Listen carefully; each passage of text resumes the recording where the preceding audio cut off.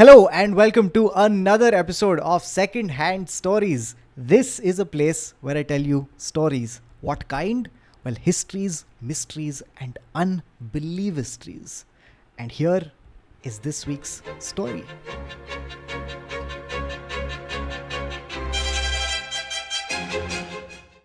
Sherpa Pemba Dorje was trying for a world record. He was attempting to climb Everest in the shortest possible time. He has made good progress. He's climbed a lot of the mountain and he's near the summit. But it's been an extremely arduous journey. It's been extremely tough and he's completely out of breath. He's very, very tired. He's exhausted. All the equipment that he's carrying feels very heavy. It almost feels like it's 10 times the weight as he's almost near the summit. Around him, the wind is raging. It's howling past him, almost like it's yelling in agony. It's bitterly cold, and he knows that there is just a little bit of distance left between him and the summit.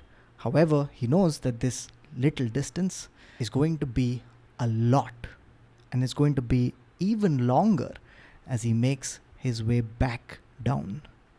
Now he stops to rest at this mound of rocks, and as he's waiting there, catching his breath, he looks up and he sees something that sends a chill down his spine. A chill that's colder than the wind that's swirling around him. Because what he's seen straight ahead are a few black shadows. These shadows seem to be coming closer toward him. They're stumbling and lurching forward, and he sees that the shadows have got their hands outstretched. Now, as he watches them approach him, he suddenly notices something else. It feels to him as if these shadows are in pain.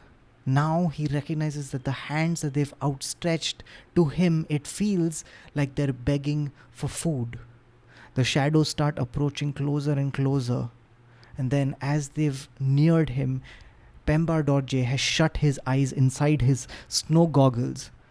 And when he opens them again, the shadows are gone.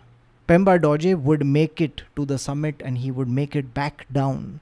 Unfortunately, his record would be disputed, but he would vividly recall this incident that took place before the summit at the mound of rocks. He would later say that it felt to him as if these black shadows were the spirits of dead mountaineers, of people who had lost their lives on the mountain and whose bodies still remained on this high altitude graveyard. And these are the stories of those very ghosts.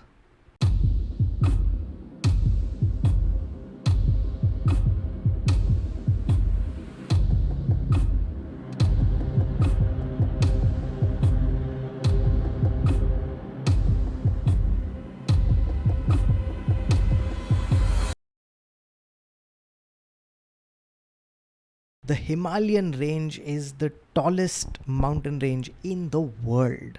It runs across India's northern and eastern border, and we share it with Nepal, Bhutan, and China. There are 100 peaks within the Himalayan range that are all over the height of 24,000 feet. But the crown jewel of the Himalayan range, of course, is Mount Everest. At 29,031 feet above sea level, Everest is the world's tallest mountain. In fact, if you were standing on its summit, you would just be a few feet below the cruising altitude of a commercial airplane. And ever since its discovery, this mountain has been like a siren calling out to the most adventurous amongst us. The first expedition that was launched to conquer Everest was done in 1924. It was spearheaded by George Mallory and Andrew Irwin. Now, when George Mallory was asked why he wanted to scale Everest, he famously replied, "Because it's there." It would be unclear whether the two men would succeed in their mission.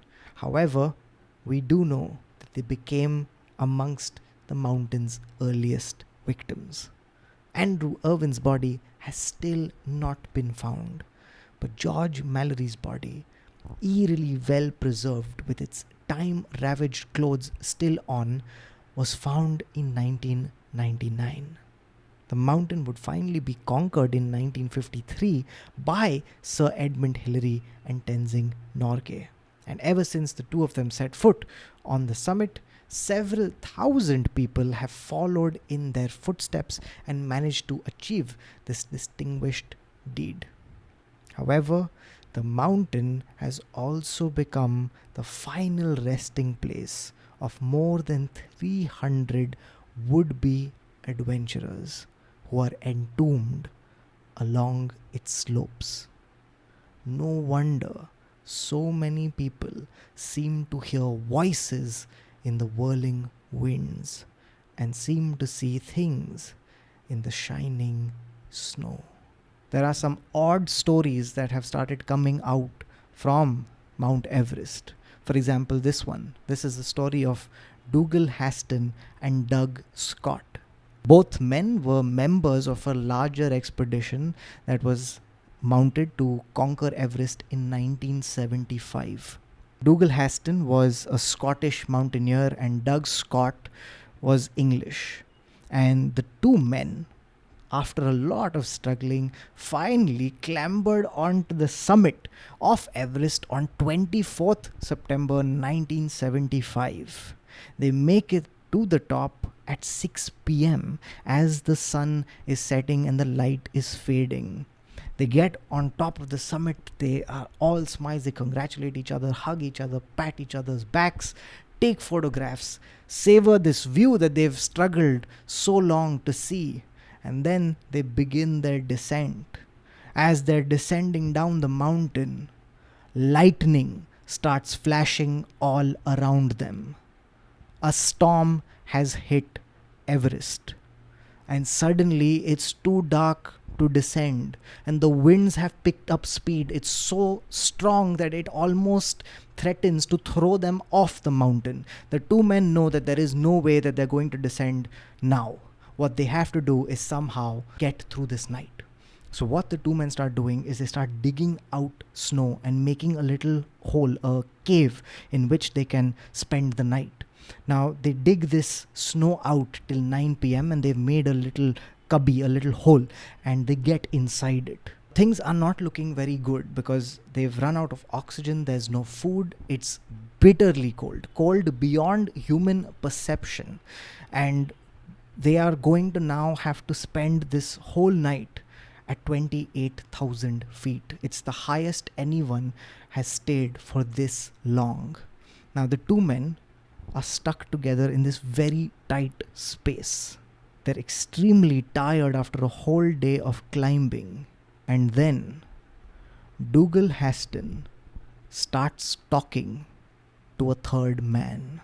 Doug Scott notices this. They're in a very small space. There is no chance that there is anybody else with them. But he can hear Dougal Haston talking as if there is another person. Through the conversation, he can tell that whoever Dougal Haston is talking to is a climber.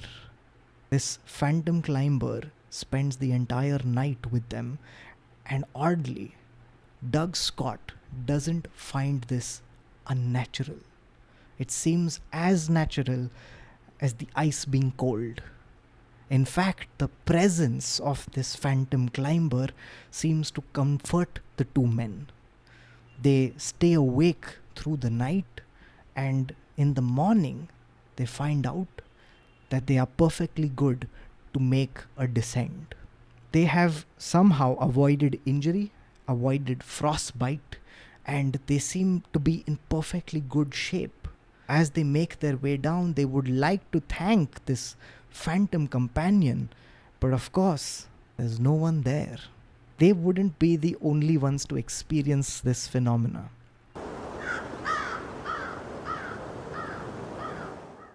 There was another climber called Frank Smith. He was one of the early pioneers of Everest, an early climber. And he experienced this odd thing too. Here's what happened to him. He was climbing up the mountain when suddenly he feels like there's another person climbing with him. He starts interacting with this phantom climber, and the interactions are so vivid, so real, that when Frank Smith stops for a break, he offers the phantom a piece of his mint cake. It's only then that he realizes that whoever he was interacting with wasn't made of flesh and blood. There is another climber called Steve Fisher who reported something very similar, very eerie. He said that when he was descending from the summit, he came across a figure who was wearing Tibetan clothing, and this figure had a very strange and peaceful look on its face.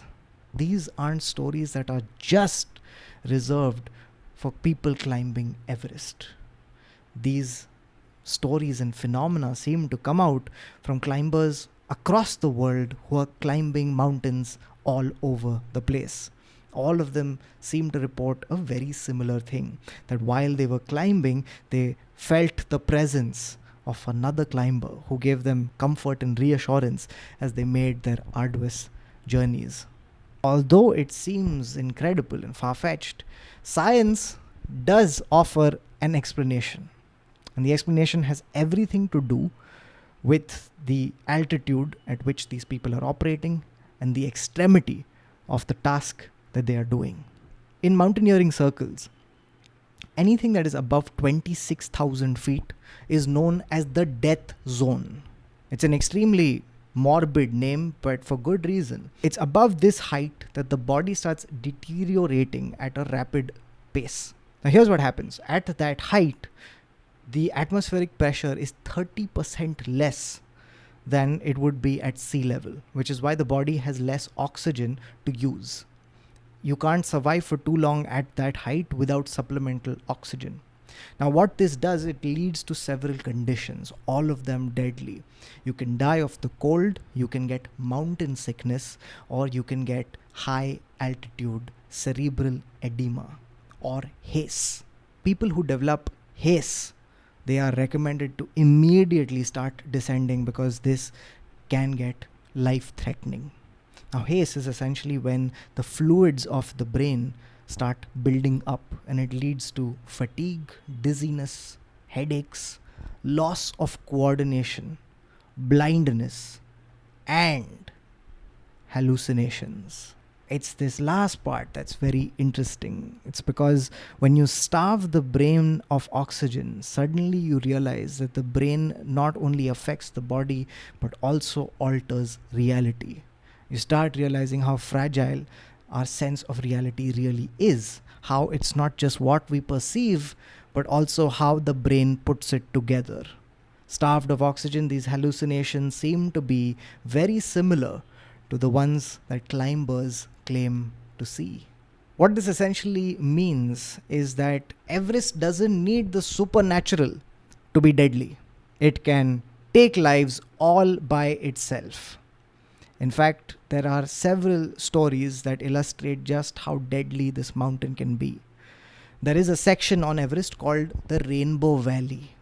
Now, it's a very pretty sounding name for something extremely dark, because here's what the Rainbow Valley is.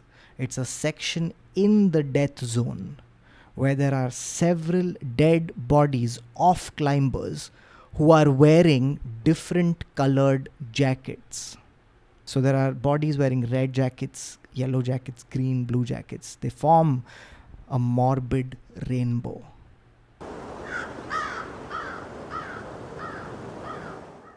Then there is the story of Green Boots. Before he was known as Green Boots, this climber was known as Sevang Paljor. Sevang Paljor was an Indian. He was from Ladakh. He was 28 years old and he had joined the Indo-Tibetan Border Police, or the ITBP. In 1996, the ITBP launched an expedition hoping to become the first Indians to summit Everest from the northeast ridge. And they would succeed too. On May 10th, 1996, three men, Dorje Morup, Sevang Smanla, and Sevang Paljor, made it to the summit.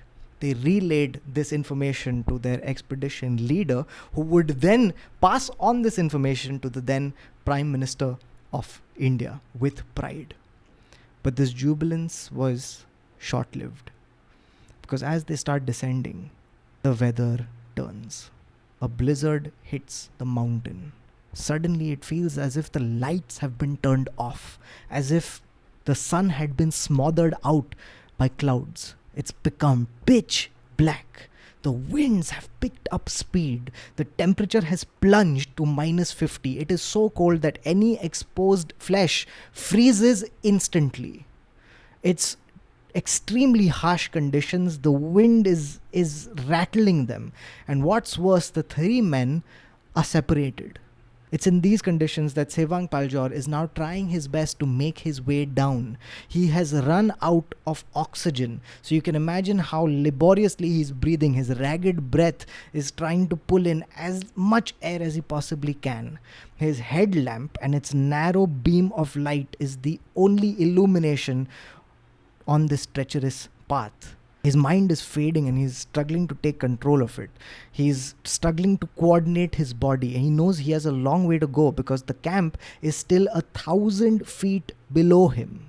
Now, as he stumbles around in this icy wilderness, you can imagine what must be going through his mind. His will must have been exhausted by the elements and the exertion that he's putting in. Now he finds a small cave. This cave was found by a rocky overhang, and instinctively he crawls inside it, hoping to get some protection from this piercing wind. He gets inside this cave and he curls up in the corner. He pulls his red jacket as high as he can take it to cover his face, and then he wraps his hands around his torso to heat up his hands and his body. He just wants to rest, just rest a little bit before carrying on, rest until the storm ends. But he would never rise from his resting. Climbers who would later take the northeast ridge route would find this climber tucked in this corner, huddled, hoping to get some warmth for his body. He is frozen in place, only his feet sticking out, wearing their distinctive green boots. That's how this body got its name. Over time, the person that was Sevang Paljor receded into history and was replaced by the name Green Boots. He became less a person and more a marker for future climbers climbing the summit. Often climbers would stop at this very cave to take a break to eat food, and they would be sitting right next to a body in its eternal slumber. As sad and disturbing as it is, it's extremely difficult to move dead bodies from that height, because these bodies get frozen into the ground. It's very difficult to even chisel them out, and then it's even harder to take this dead weight down the treacherous mountain. And so whoever is left there forever. Thankfully, Sevang Paljor would be moved away from his cave to a spot where he's harder to find. He would be cleared off the main trail. Now, he didn't get the decency of a burial, but he did get the dignity of some privacy.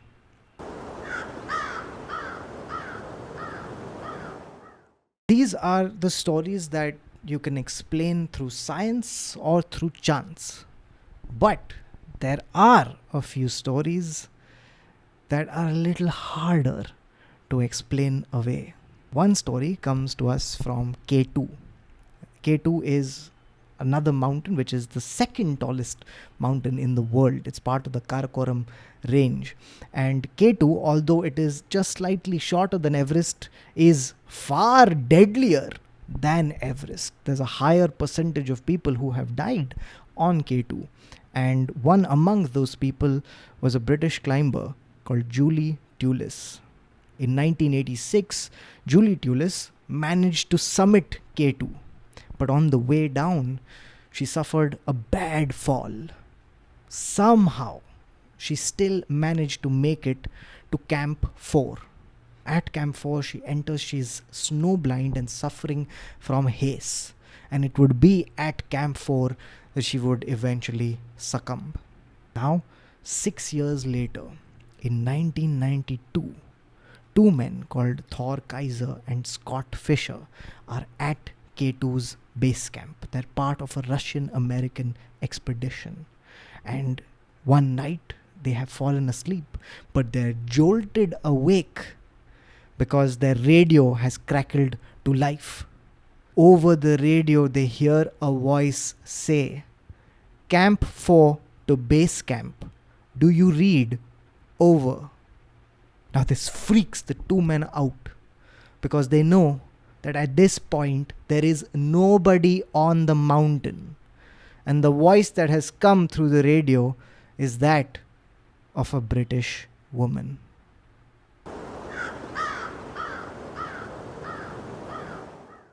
And finally, we come to the last story, which seems to come from the very womb of all ghost stories, from grief.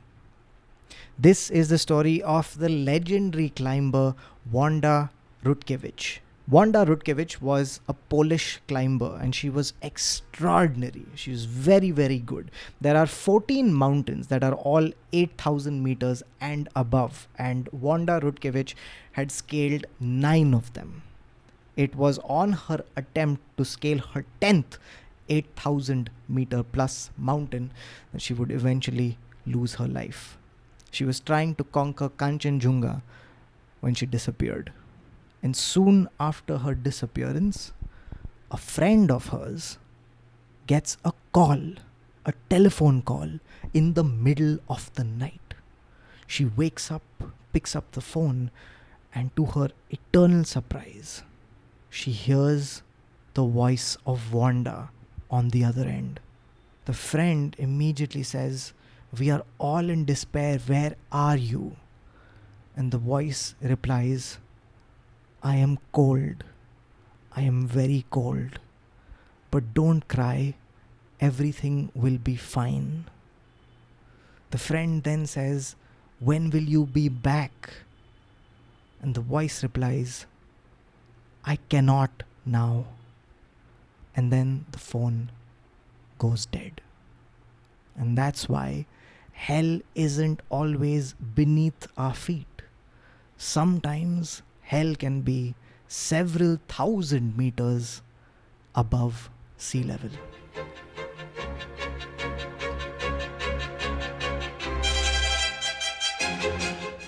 That is the episode for this week. I hope you enjoyed it. If you did, then please leave a like and a comment. If there are other stories that you would like me to cover, then also leave them in the comment section below. As usual, every single episode of Secondhand Stories is shot in front of a live audience. If you too would like to be a part of the live recordings, then all you have to do is become a member of the channel. That's it from this episode. Until next time, take care and bye-bye.